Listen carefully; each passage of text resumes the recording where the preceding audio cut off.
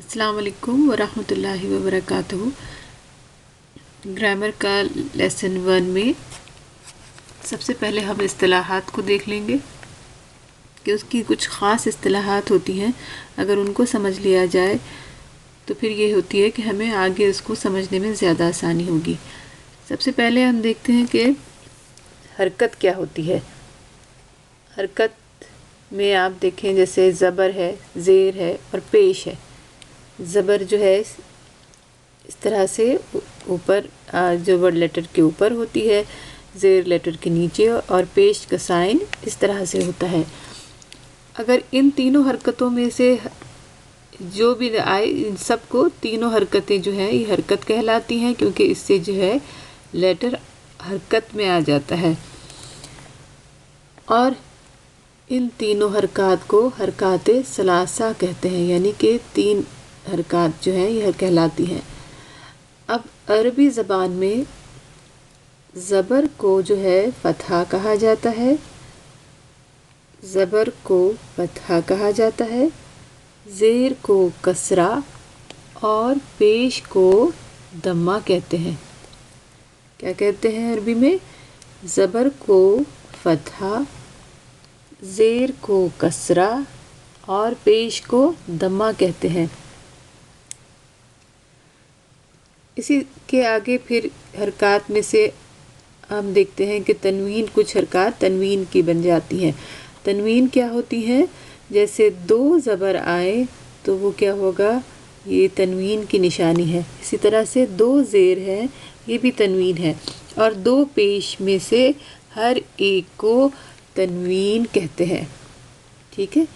और अब इसको हम अरबी में जैसे फ़तहा है तो अब 2 ज़बर है तो वो फ़तहतैन हो जाएगा। 2 ज़ेर हैं तो अब वो क्या कहलाएगा? कसरा है तो वो कसरतैन, तैन यानी कि 2 ज़ेर हैं इसमें। और 2 पेश तमतैन, दम्मतैन कहलाएंगे, यानी कि 2 पेश हैं वो जो, और वैसे वो उसको एक जो इस्तिलाह है उसकी, उसमें उसको तनवीन कहते हैं। एक और टर्म है मफ्तूह। मफ्तूह क्या है? कि जिस हर्फ पर ज़बर आए इस हर्फ को मफ्तूह कहते हैं। इसलिए कहते हैं क्योंकि ये फ़तहा से है ना, ज़बर क्या है? फ़तहा है। जैसे यहाँ पे मिसाल दी हुई है इस किताब में कि यदरिबू।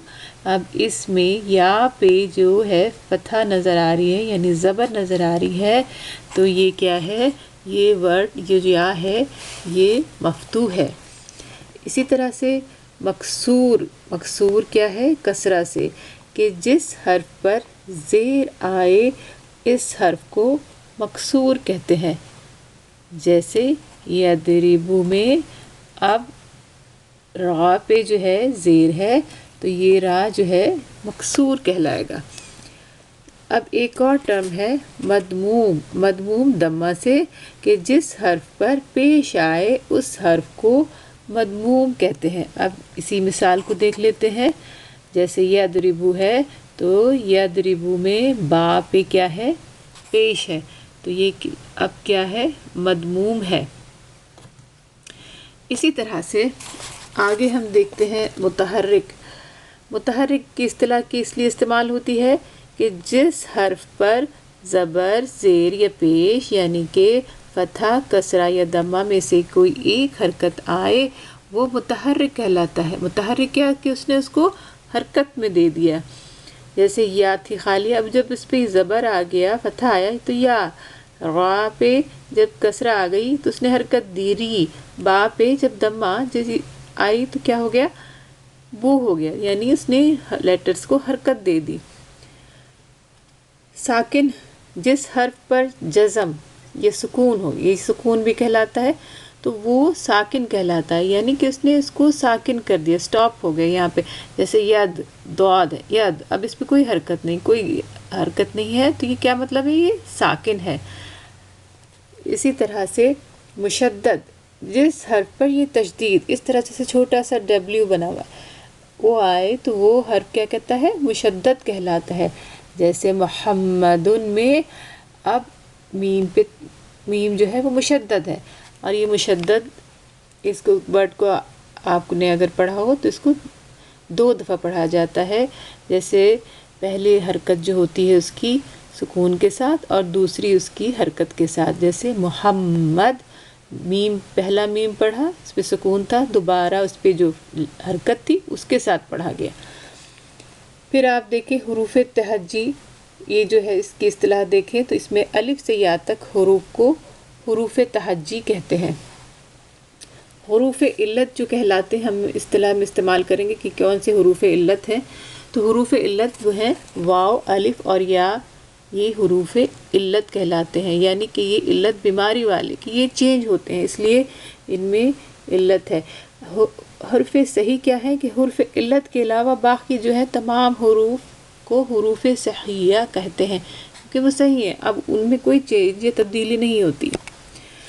الف کو ہم دیکھتے ہیں کہ الف ہمیشہ ساکن ہوتا ہے اور حرکات ثلاثہ اور جزم کے بغیر آتا ہے، لا، ٹھیک ہے۔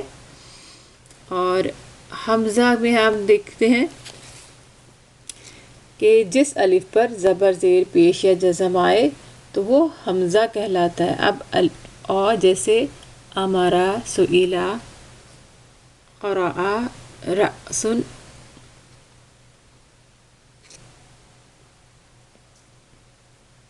جزاک اللہ خیرن کثیرہ۔ آج یہیں تک ہے، باقی انشاءاللہ نیکسٹ لیسن میں۔ السلام علیکم ورحمۃ اللہ وبرکاتہ۔